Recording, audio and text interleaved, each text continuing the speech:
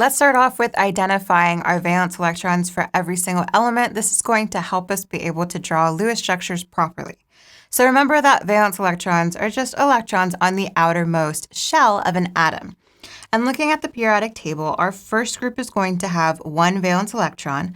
The second group has two. We will skip the transition metals because the amount of valence electrons varies. And then next, we'll see it continues and it goes 3, 4, 5, 6. Halogens, we have 7 valence electrons, and noble gases are 8. So make sure to have this down and memorize how many valence electrons every single element has.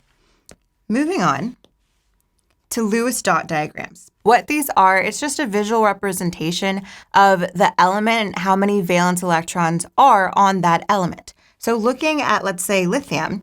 Lithium is in the first group, so it only has one valence electron. So I will just place one valence electron on lithium.